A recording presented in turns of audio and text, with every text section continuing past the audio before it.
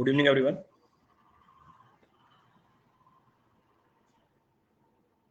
Is audio video clear for all? Audio video clear है सबकी? Clear है. So the last class we have started. Last class हमने क्या start कर लिया था? मेरे ख्याल से timber खत्म कर लिया था. We've completed timber.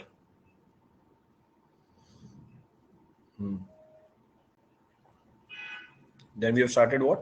Stones.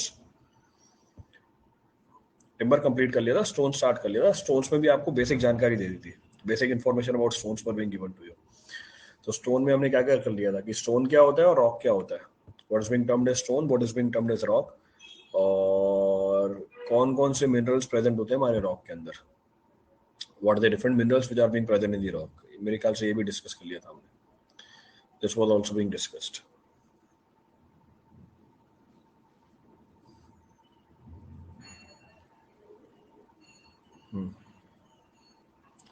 Stones का इंट्रो हो गया था, रॉक फॉर्मिंग मिनरल्स हो गए थे. चलो उसी के आगे कंटिन्यू करेंगे आज. Will continue with that only. अब तो सारे बस छोटे मोटे बिल्डिंग मटेरियल बचे हुए आपके, बाकी तो सारे कंप्लीट कराई दिए. Major building materials we have completed. So will continue with that. आगे बढ़ते हैं. नेक्स्ट हमने रॉक्स की बात करी है ना, अब उनकी प्रॉपर्टीज की बात करेंगे. Will talk about the properties. Impact compact timber में रेजिन के लिए फिनॉल फॉर्मल्डिहाइड क्यों यूज करते हैं. एक बार पिक्चर शेयर कर देना कॉम्पैक्ट टिम्बर इम्पैक्ट टिम्बर की. मेरे ख्याल से लिखवाया भी होगा, ऐसा तो पॉसिबल नहीं कि लिखवाया नहीं हो. एक बार लास्ट क्लास की पिक्चर भी शेयर कर देना. Next of the point of reference. जब तक हम कंटिन्यू करते हैं आगे, will continue with that. So next of the point of reference is properties.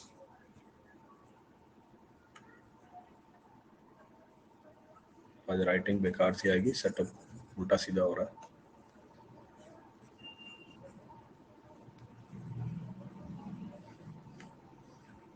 Properties of rock. Next of the point of discussion है हमारा प्रॉपर्टीज ऑफ द रॉक. हम बात करेंगे कौन कौन सी प्रॉपर्टीज है हमारे रॉक की. पहली प्रॉपर्टी जो पूछी जाती है खूब बार, मतलब आपके एजे के एग्जाम में तो काफी आती है. The first of the property is termed as hardness. The first of the property is termed as hardness. पहली प्रॉपर्टी है हमारी hardness. So it is the most important property which can be used for determination of the minerals. जो minerals को determine करने के लिए हम use करते हैं. तो पहला पॉइंट तो ये लिख सकते हैं. So we can say it is the most important property used for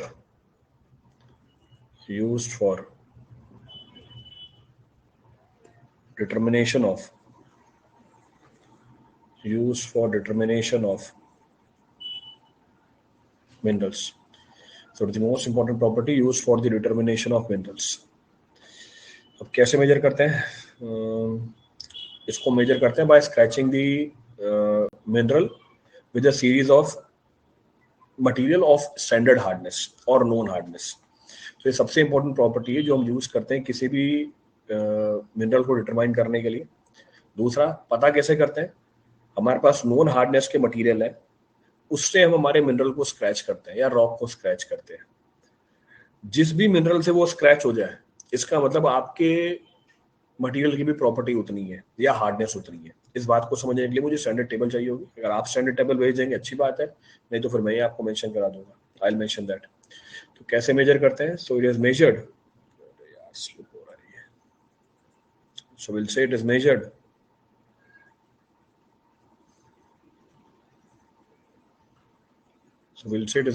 by scratching.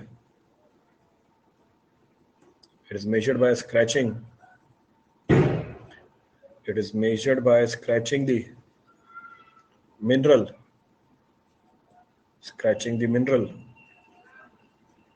With a series of substances. So it is measured by scratching the minerals with a series of substances of known variation in hardness. of known variation in hardness using the following scale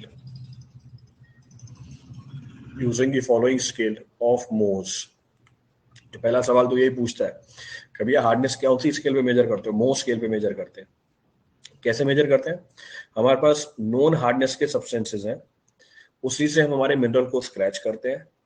जिस भी substance से वो scratch हो जाए, हमारे mineral की hardness भी उस सब्सटेंस की हार्डनेस के बराबर होगी, और सब्सटेंस की हार्डनेस हमें पहले से ही पता थी। अब सब्सटेंस की हार्डनेस मोह ने ही अपनी स्केल पे बता रखी है। अब या तो वो स्केल शेयर कर दो डायरेक्टली, नहीं तो मैं आपको वो स्केल बना के दे दूंगा। I will share the scale और ड्रॉ दी स्केल। तो दो चीजें शेयर करनी है, एक तो लास्ट क्लास की पिक्चर क्लिक करके भेज देना इम्पैक्ट टिम्बर कंपैक्ट टिम्बर वाली, और एक नेट से निकाल के मोह स्केल भेज देना। Share both the parameters.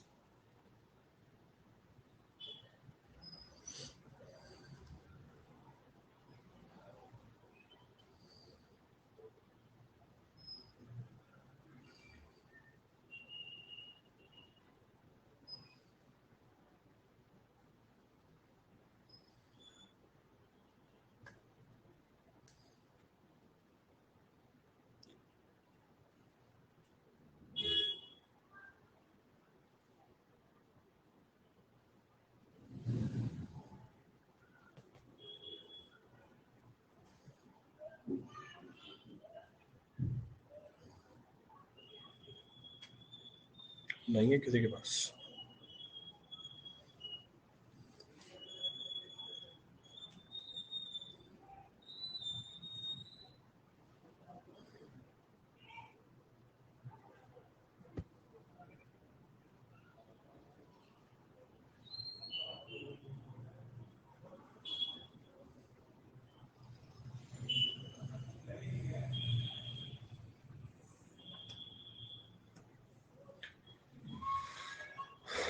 Scale भेजी हुई है टेल्क से लेके डायमंड तक की।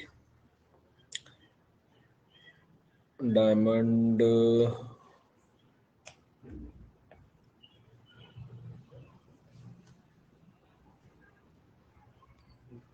जिप्सम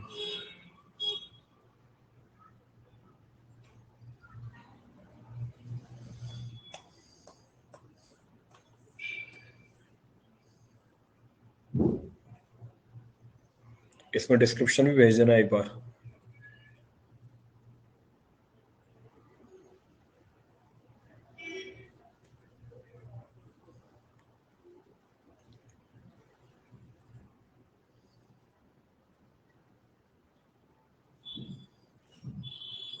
तो जब तक स्केल आती है तब तक जो सवाल पूछ रहा था सर, रेजिन क्यों ऐड करते हैं इम्पैक्ट टिम्बर कंपैक्ट टिम्बर में, तो ये देखो बता रखा है नोट्स में, सब कुछ लिखवा रखा है। अब उसके बाद भी सवाल पूछते हो, इसका मतलब तो ये निकल के आता है कि भैया नोट्स भी नहीं पढ़ते, बस सवाल पूछना होता है।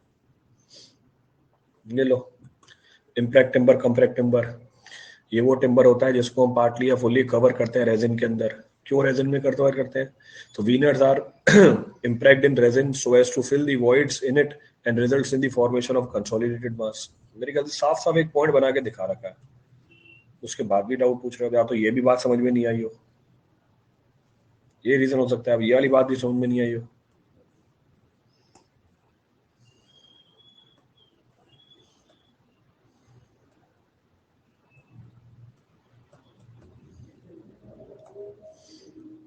स्केल भेज देना भाई कोई ढंग की, इसमें डिस्क्रिप्शन भी मेंशन हो।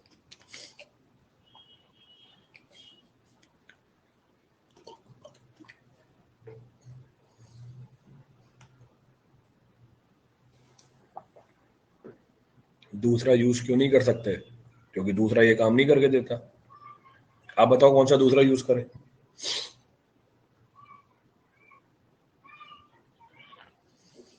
आप बताओ दूसरा कोई ऑप्शन बताओ।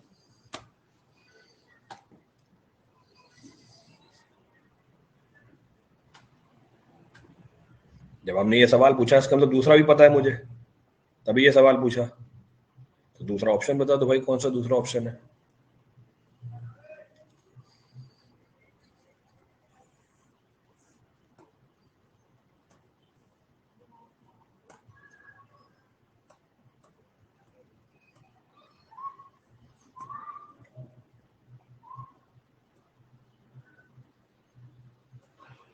देखो एक ही ढंग की स्केल दिख रही है मुझे, यही शेयर कर रहा हूं मैं, नहीं तो मैं बनाऊंगा तो टाइम बहुत ज्यादा लगेगा।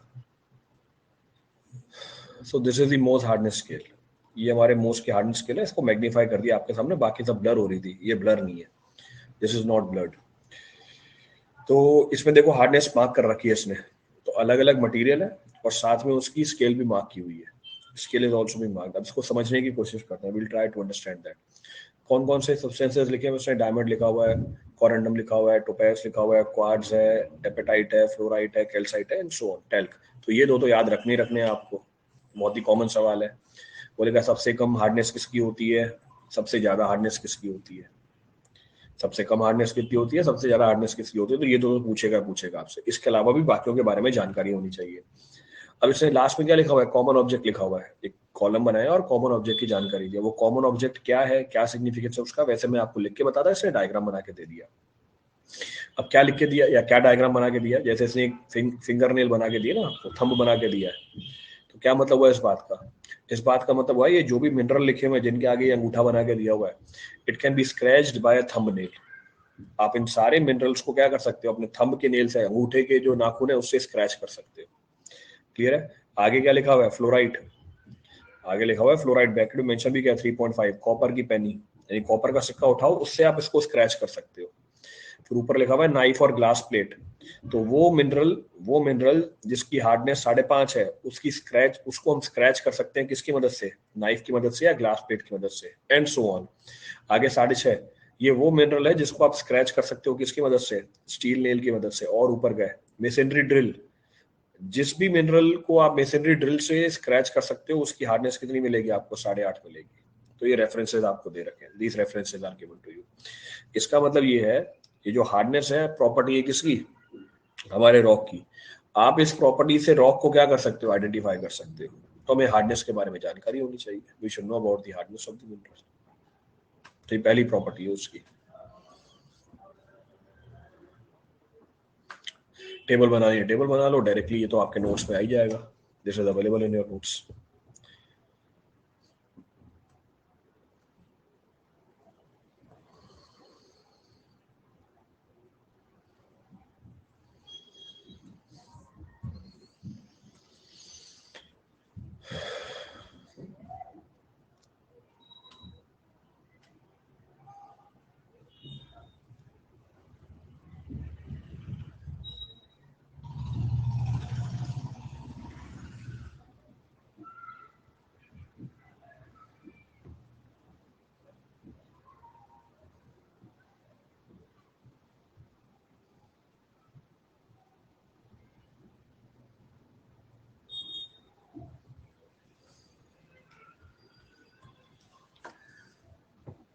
चले आगे, जल्दी नोट करो फटाफट।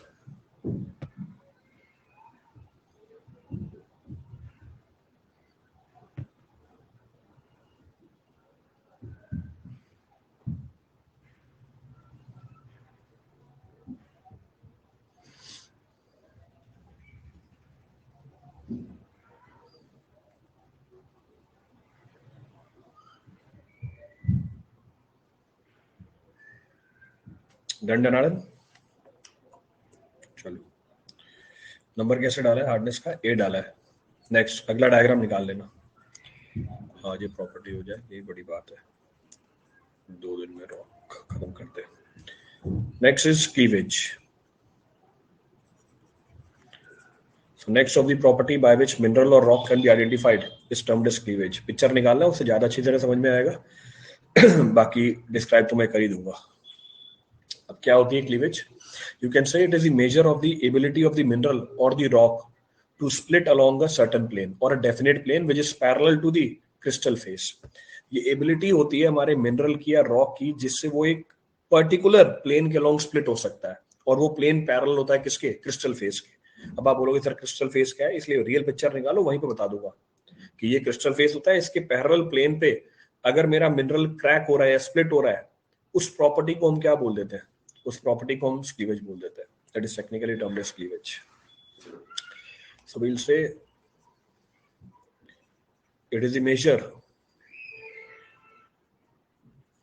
it is a measure of capability It's the measure of capability of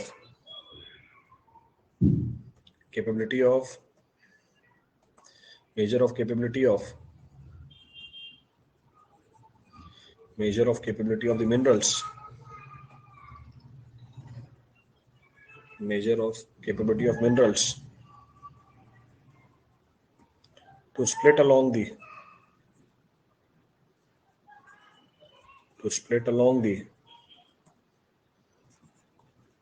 certain plane parallel to the crystal face. निकालना जरा पिक्चर इसकी. Mineral without cleavage, example दे दिया. Cleavage in one direction, cleavage in two direction, cleavage in three direction, सारे ही show कर दिए. बहुत बढ़िया.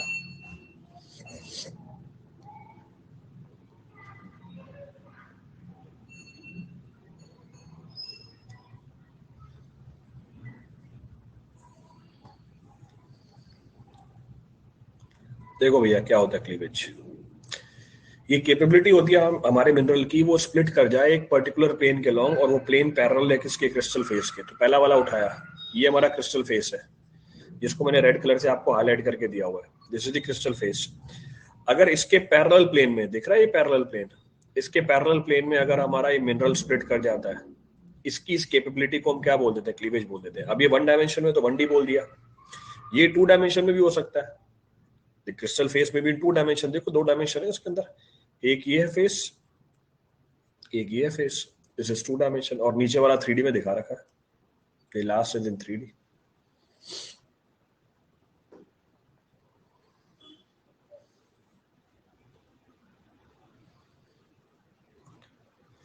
और कोई पिक्चर हो तो रियल पिक्चर दिखाना. ये तो उसने क्या डायग्राम बना के दिया हुआ है, रियल पिक्चर शो कर रहा. इसमें जो रियल पिक्चर डाली हुई है वो इतनी क्लियर नहीं है, it is not that clear. एक रियल पिक्चर निकालना है इसकी.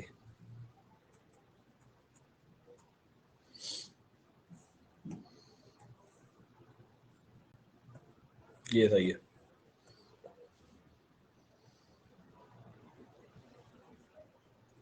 यहां से ज्यादा क्लैरिटी समझ में आएगा. See capability of the material to split along a particular plane. देखो प्लेन आपको साफ साफ दिखेगा इसके अंदर, शेप. इस प्लेन की बात चल रही है हमारी. इस प्लेन के लॉन्ग हमारा ये मिनरल क्या कर सकता है, स्प्लिट कर सकता है. ये इसका क्रिस्टल फेस है. तो इसकी एबिलिटी को क्या बोल देते हैं, क्लीवेज बोल देते हैं. This is technically termed as cleavage.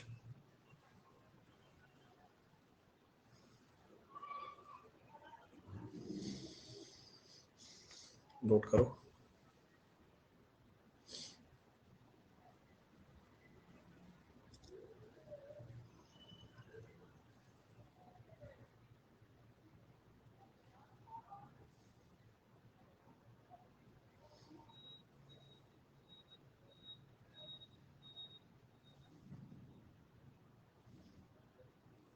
Done.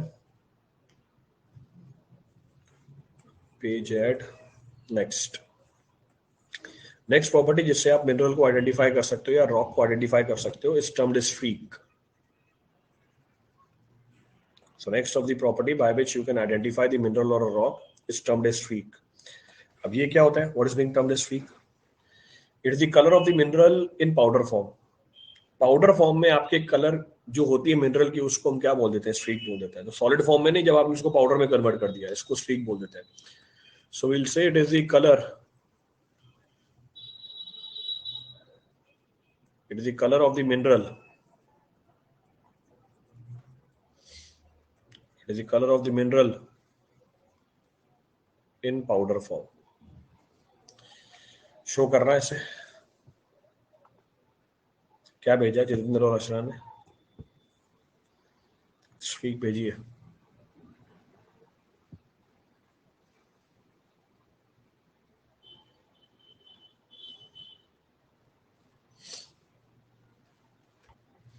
Zoom.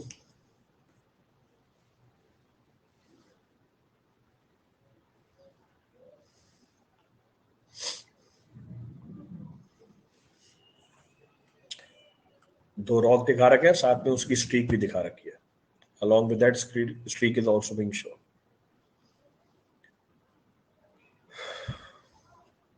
तो मेरे ख्याल से क्लैरिफाई हो रहा है इससे पूरा.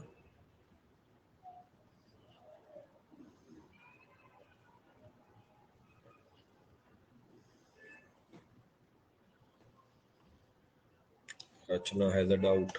क्या है रचना को डाउट? पिक्चर शेयर करिए. नहीं दिख रही picture.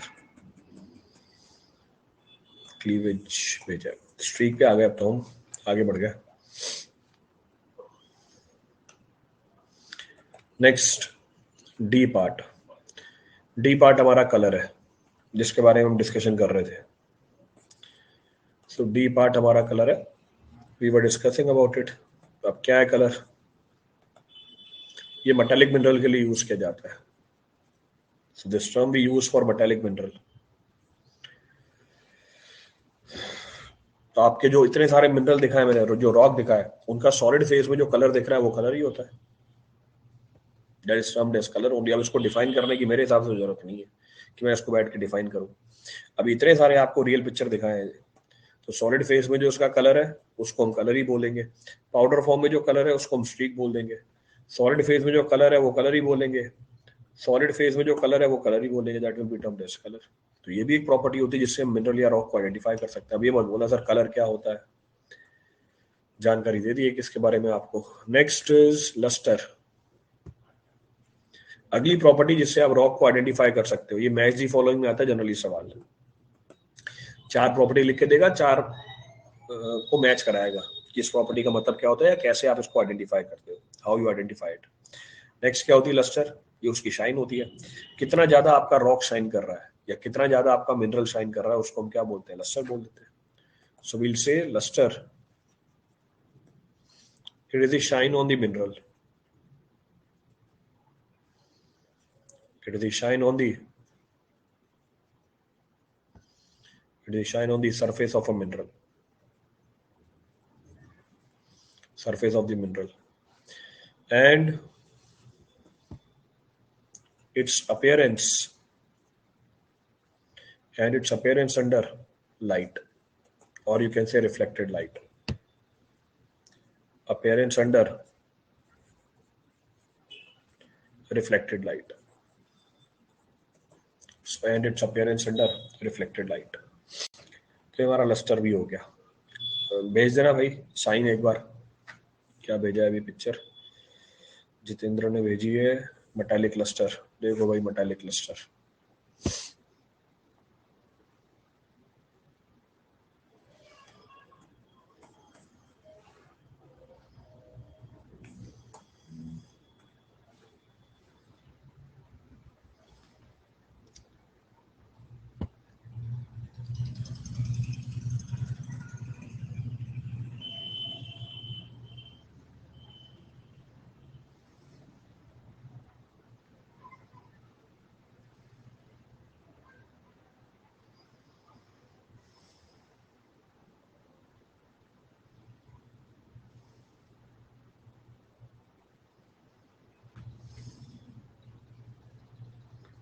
Noted?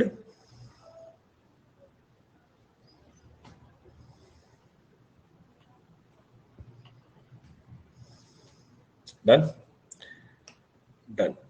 Last of the property, A, B, C, D, E, F, F. Last of the property is crystal. आखिरी जो प्रॉपर्टी है हमारे मिनरल की जिससे हम उसको आइडेंटिफाई कर सकते हैं इस टर्म्ड एज क्रिस्टल. अब क्या है crystal? What is being termed as crystal? Again it is one of the very important property by which mineral can be identified. By which mineral can be identified. होता क्या? ये उसकी natural shape होती है. So crystal may be defined as the natural shape of the mineral. So we can say it is the natural shape of the mineral.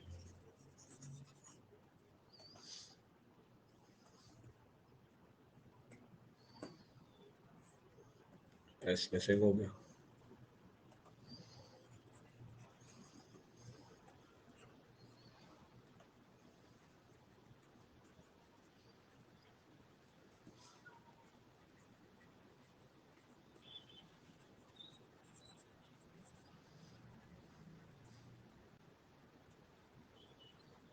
So what is the natural shape of the mineral? Picture भेज देना एक बार इसकी.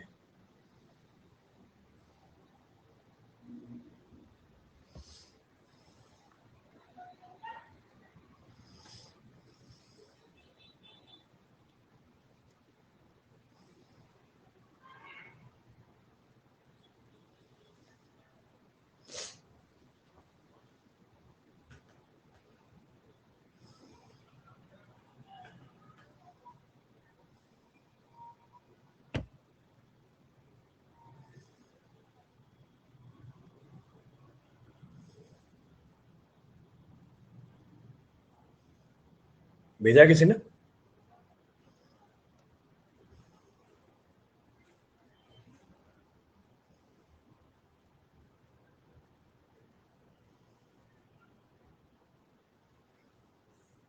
Slide हो गया है.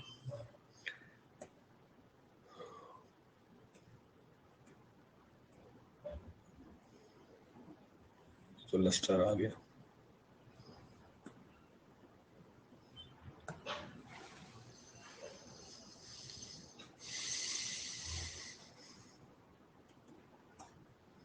लो.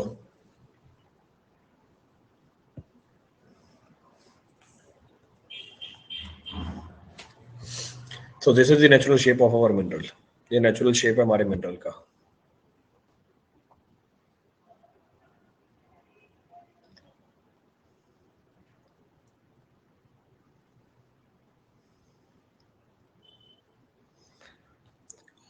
So these are the 7 properties of the mineral. ये 7 property है हमारे मिनरल्स की. चले, इसमें से हार्डनेस के ऊपर सवाल खूब बनते हैं. अभी देखे होंगे पीवाईक्यू कराए मैंने इतने सारे. आप so many PYQs I have discuss. Mostly सारे प्रॉब्लम हार्डनेस के ऊपर बने हैं. Most of the problems are on hardness. But अब हार्डनेस करा के टॉपिक खत्म नहीं कर सकते, इसलिए मैंने प्रॉपर्टी तो आपको सारी बता दी है. I have discuss the properties which are available. चलो आगे बढ़ते हैं. So will continue. ये सारे डायग्राम इसी के. Next of the point of reference, दूसरी कैटेगरी जिसमें सवाल बन के आती है इज क्लासिफिकेशन. जो मेरे ख्याल से सबको पता भी होगा, but still classification of rocks. अब रॉक्स को क्लासिफाई करने के खूब सारे तरीके हैं. There are several methods by which rocks can be classified. In fact हमने हर बिल्डिंग मटेरियल को भी अलग अलग तरीके से क्लासिफाई किया. सेम कहानी यहाँ पर है. So we can say it can be classified on the basis of the following. So we can say it can be classified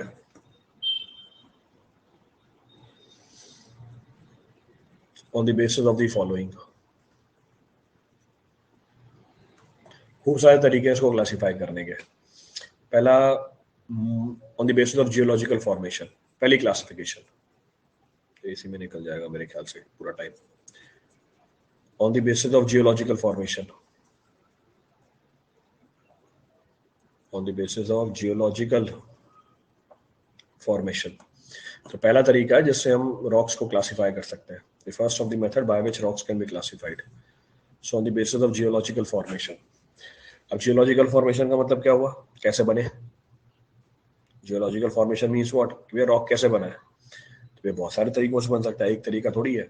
classification में कौन कौन आ जाता है? एक हमारा इग्नियस रॉक आ जाता है, एक सेडिमेंटरी रॉक आ जाता है, और एक हमारा मेटामॉर्फिक रॉक आ जाता है. तो ये जो क्लासिफिकेशन है इस बिहाफ पे चलती है कि हमारा रॉक कैसे बना हुआ है, how the rock is being formed. एक एक करके उठाते हैं सबको. एक एक करके उठाते हैं. पहला रॉक उठाया, इग्नियस रॉक. बताते जाओ कैसे बना. The first of the classification is termed as what?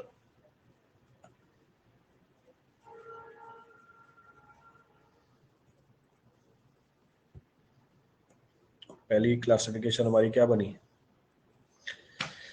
Igneous rock. ये वो रॉक होते हैं जो हमारा मैग्मा है उसके कूल डाउन होने की वजह से बनते हैं. अभी मैग्मा कहाँ से आया? वॉल्केनिक इरप्शन के बाद आया. जो हमारा वॉल्केनो इरप्ट हुआ, इरप्शन के बाद जो मैग्मा है उसके सॉलिडिफिकेशन के बाद जो रॉक बनता है उसको हम क्या बोलते हैं? इग्नियस रॉक बोल देते हैं. क्लियर चीज. ये जो मैग्मा जिसकी मैं बात कर रहा हूं, अगर ये सॉलिडिफाई हुआ हमारी अर्थ के सरफेस के ऊपर, उससे जो हमारा इग्नियस रॉक बनता है उसको हम क्या बोल देते हैं? उससे जो हमारा इग्नियस रॉक बनता है उसको हम क्या बोल देते हैं? This is technically termed as what? अगर ये सरफेस पे ही हमारा सॉलिडिफाई हो गया, it is technically termed as what? गायब। अगर ये सरफेस पे सॉलिडिफाई कर जाता है, इसको हम टेक्निकली क्या बोल देते हैं? इसको हम टेक्निकली बोल देते हैं एफ्यूसिव रॉक। आप बोल सकते हो एक्सट्रूसिव, एफ्यूसिव बोल दो, एक्सट्रूसिव बोल दो, एक ही बात है। पर अगर ये अर्थ सरफेस के नीचे जाके सॉलिडिफाई कर गया तो उसको हम क्या बोल देते हैं? Intrusive rock. तो अगर एक एक्सट्रूसिव है, दूसरा क्या हो जाएगा? इंट्रूसिव हो जाएगा। अच्छा, इसको प्लूटोनिक रॉक भी बोला जाता है। It may also be termed as what? Plutonic rock. तो इंट्रूसिव बोल दो या प्लूटोनिक रॉक बोल दो, दो अलग अलग नाम बताएं, एक्सट्रूसिव या एफ्यूसिव रॉक, इंट्रूसिव या प्लूटोनिक रॉक। क्लियर है चीज? कई बार इसके अंदर एक मिड की क्लासिफिकेशन भी पूछ लेता है। मिड की क्लासिफिकेशन, सॉलिडिफिकेशन ग्राउंड के नीचे हुई है पर शैलो डेप्थ पे हुई है। सॉलिडिफिकेशन ग्राउंड के नीचे हुई है पर शैलो डेप्थ पे हुई है, इसको हम टेक्निकली बोलते हैं हाइपाबेसल रॉक। तो कई बार ये क्लासिफिकेशन भी पूछ लेगा, तो मैंने तो आपको सारी बता दी। I have discussed all types of classification. तो ये वो रॉक होते हैं जो तब बनते हैं जब हमारा जो मोल्टन मैग्ना है, जो वॉल्केनिक eruption के बाद निकला, वो क्या हो जाए? सॉलिडिफाई हो जाए। क्लियर है?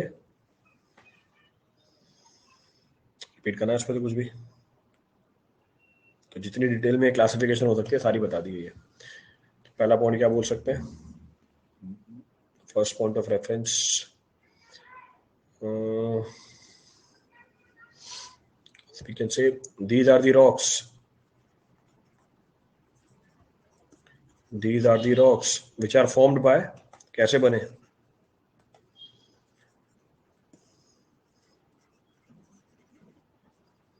These are the rocks which are formed by,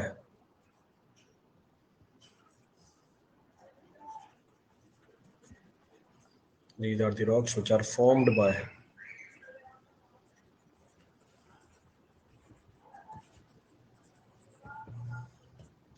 solidification of molten magma. Solidification of molten magma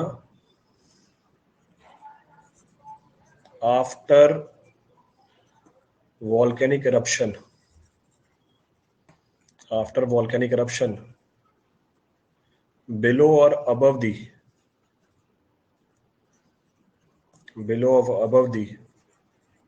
earth surface. Below or above the earth surface. Clear?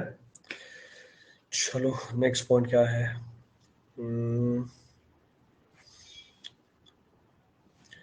If it solidifies, so we can say if magma solidifies over the surface of the earth, over the surface of the earth, it forms over the surface of the earth, over the surface of the earth, it forms, क्या बनाता है? It forms extrusive or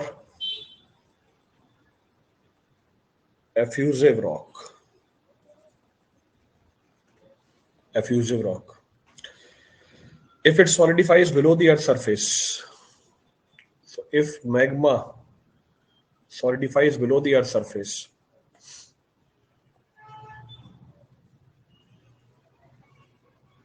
solidifies below the earth surface, below the earth surface, it is termed as what? It is termed as, capital में डालना पड़ेगा ना, intrusive और, इसको हम बोल देते हैं इंट्रूसिव या plutonic rock. Plutonic rock. And if it solidifies, and if magma solidifies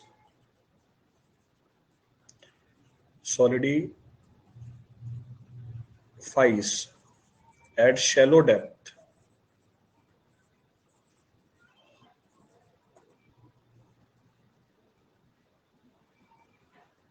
It is termed as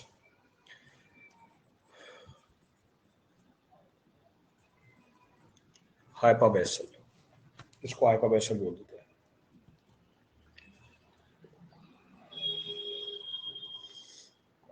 तो ये हमारी क्लासिफिकेशन हो गई।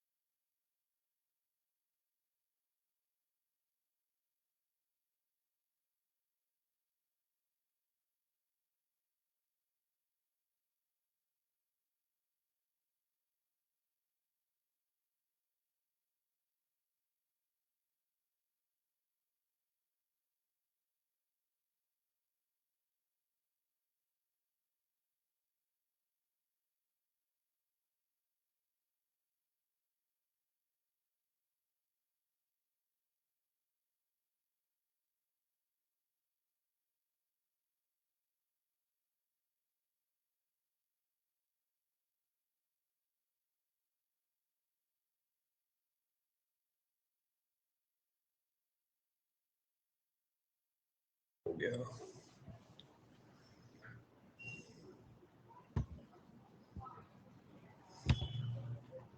डन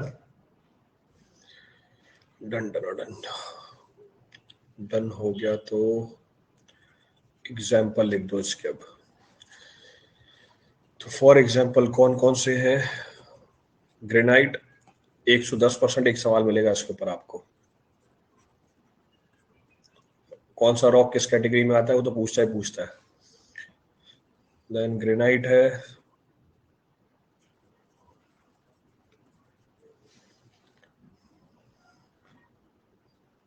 साइनाइट है, देन पेरिडोलाइट है, एक्सेट्रा, और भी खूब सारे। Few of the examples I mentioned. ये कैसे लिखा था मैंने? 1। और कौन सी फॉर्मेशन हो सकती है रॉक की हमारी?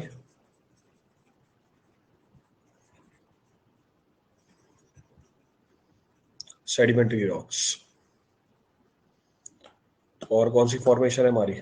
Sedimentary rocks. तो पीछे वाले रॉक कैसे बने थे?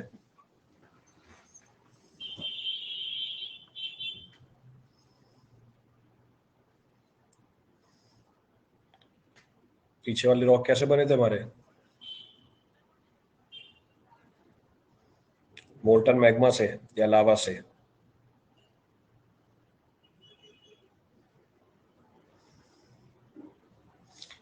अब ये वाले रॉक कैसे बनते हैं इसका नाम पढ़ के बताना। ये वाले रॉक कैसे बनते हैं? नाम में लिखा हुआ है सेडिमेंट्री रॉक्स है।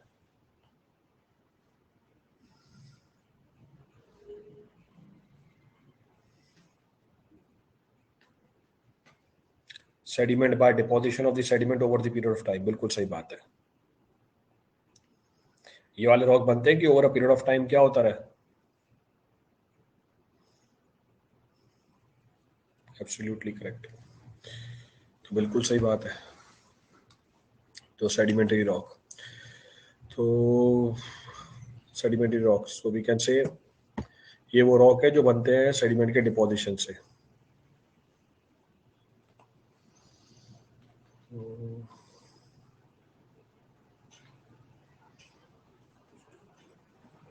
So these are formed these are formed by deposition. These are formed by deposition of sediments. These are formed by deposition of sediments formed by deposition of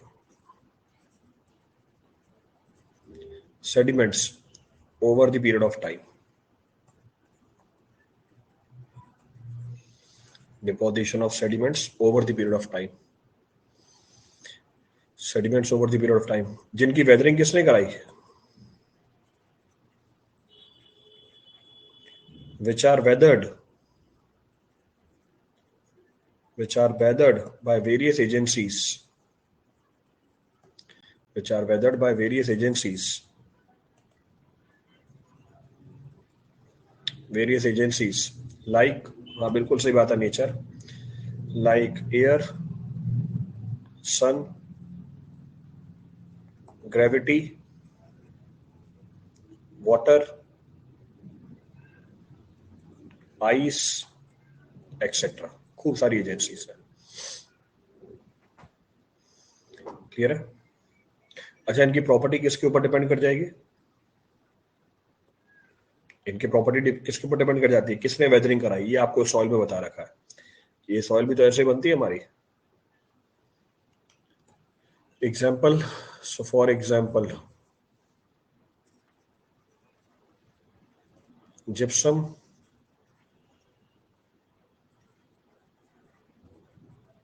magnesite, chalk,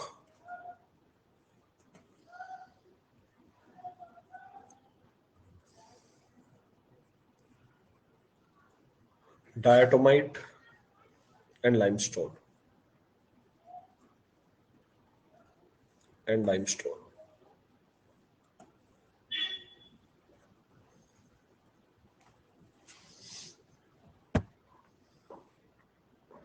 सन मतलब temperature.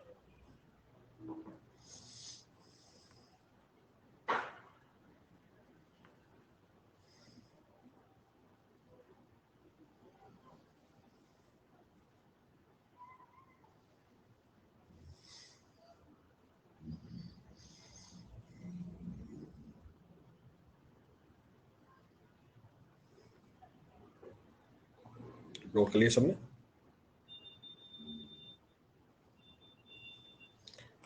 Sediment भी तो लावा से बनते हैं. क्यों भाई, sediment क्यों लावा से बनते हैं? सेडिमेंट तो प्रेजेंट है हमेशा सिस्टम के अंदर. एयर में प्रेजेंट होता है, पानी में प्रेजेंट होता है.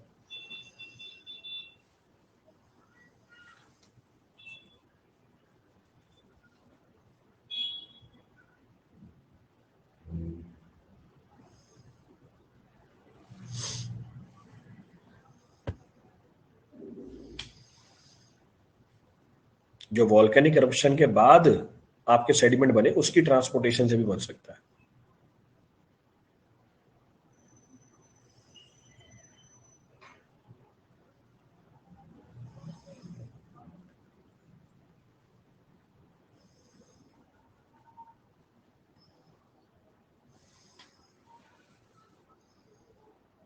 नोटेड. तीसरी कैटेगरी का रॉक कौन सा है इसके अंदर? Third category rock in this, जो इन दोनों से बनता है. तो एक हो गया हमारा इग्नियस, दूसरा हो गया हमारा सेडिमेंट्री. अब इन दोनों के ऊपर अगर प्रेशर काम करने लग जाए, इन दोनों के ऊपर हाई प्रेशर काम करे या टेम्परेचर काम करे, it leads to the formation of the third category of the rock which is known as metamorphic rock. तो जो मेटामॉर्फिक रॉक है, पहले या तो सेडिमेंट्री होता है या इग्नियस रॉक ही होता है. तो ये सेकंड लिखा, अब थर्ड लिख देते हैं. Third category of the rock. So third category of the rock is metamorphic rock.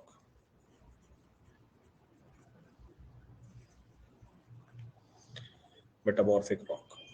So third category of the rock is metamorphic rock. पता ये सबके बारे में. डायरेक्टली लिखा, उसके नीचे नीचे लिखा है. So these are formed. कैसे बनते हैं? These are formed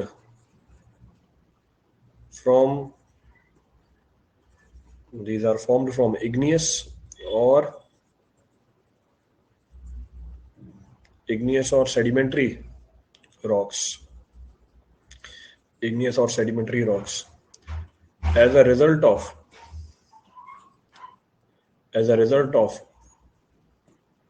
action of the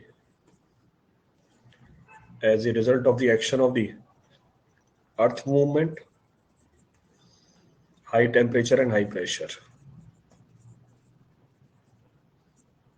High temperature, high pressure. High temperature, high pressure.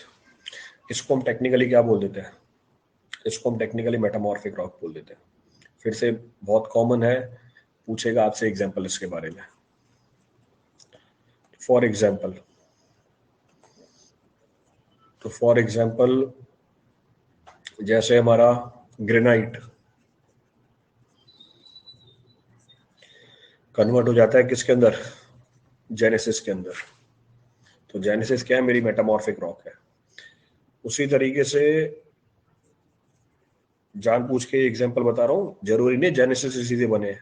Sir इस किताब में तो ये लिखा हुआ था, वहां पर तो ये लिखा हुआ था, मार्बल तो ऐसे बनता है sir. So marble leads to the formation of marble. और लाइमस्टोन भी क्या बना के दे देगा आपको? मार्बल बना के दे देगा. It also leads to the formation of marble. तो इसलिए ऐसे एग्जांपल दिए कि एक ही मेटामॉर्फिक रॉक दो अलग टाइप के सेडिमेंट्री या इग्नियस रॉक से भी बन सकता है.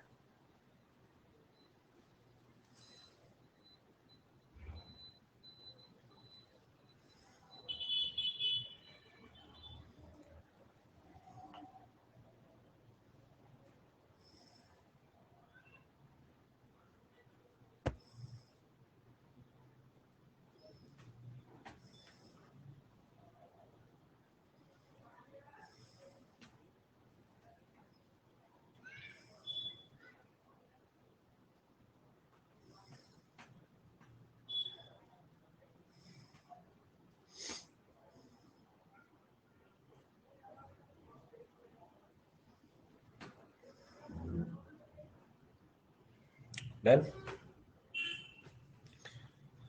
डन कर दिया. तो ये पहली क्लासिफिकेशन किस यहाँ पे खत्म हुई है?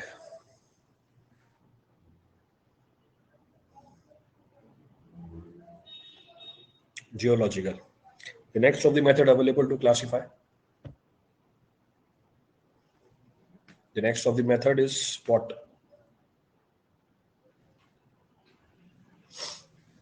Physical classification.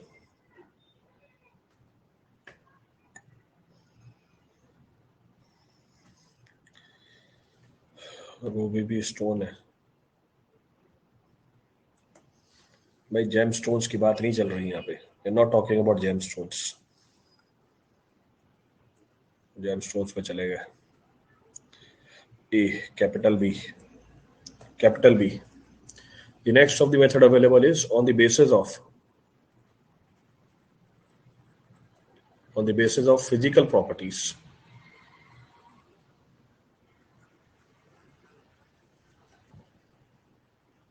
So on the basis of physical properties. अब ये फिजिकल प्रॉपर्टी है, पीछे जियोलॉजिकल फॉर्मेशन थी. ये तो खुद ही बता दोगे आप. पहला है स्ट्रेटिफाइड. स्ट्रेटिफाइड. दूसरा है हमारे पास अनस्ट्रेटिफाइड.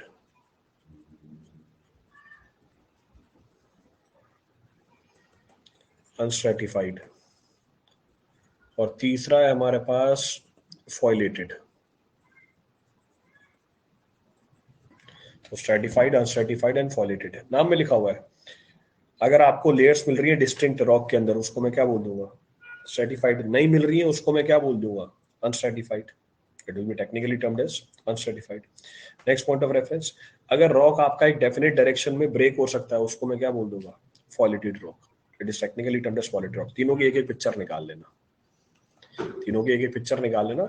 ये क्लासिफिकेशन भी खत्म करते हैं. तो स्ट्रेटिफाइड रॉक्स क्या रॉक्स होते हैं? तो stratified rocks, so we'll say these shows distinct, so these shows distinct layer of,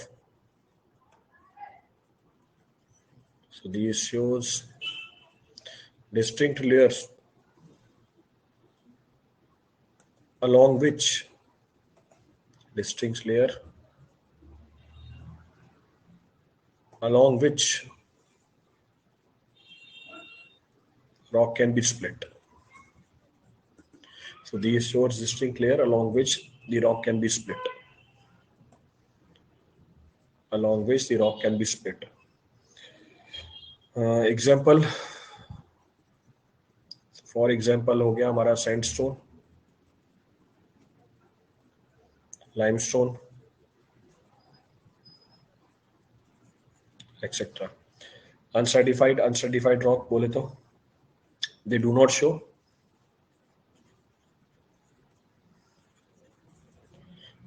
show any stratification.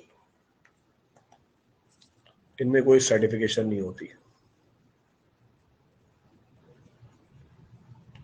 So they do not show any stratification and cannot be easily split. And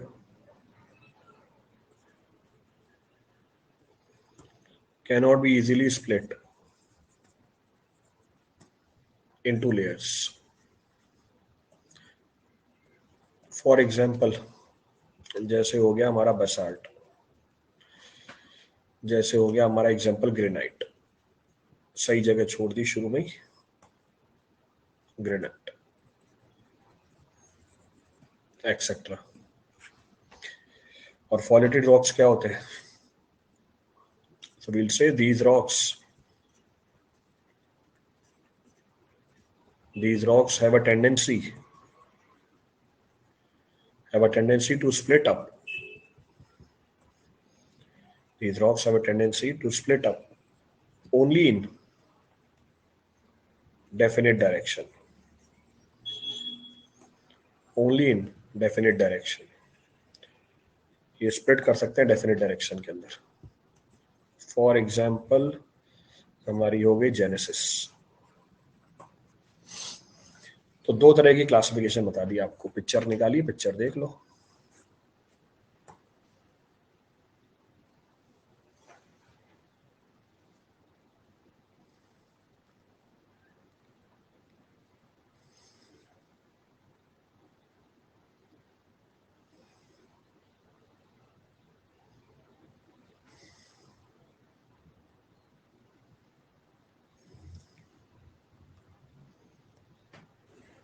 और भी आया है.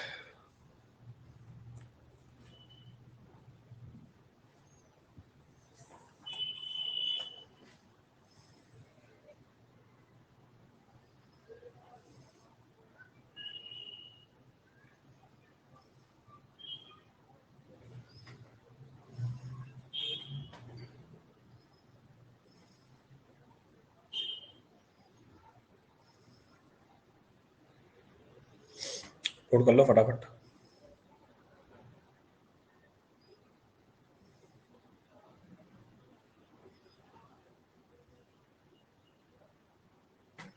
Done. Back.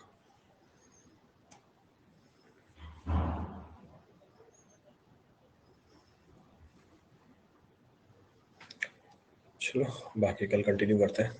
खत्म हो जाएगा मेरे ख्याल. ज़्यादा क्लासेस नहीं बची हुई है और ज़्यादा मटेरियल भी नहीं है. Will finish it of. जो भी बाकी आपके टॉपिक्स बचे हुए वो भी कंप्लीट हो जाएंगे.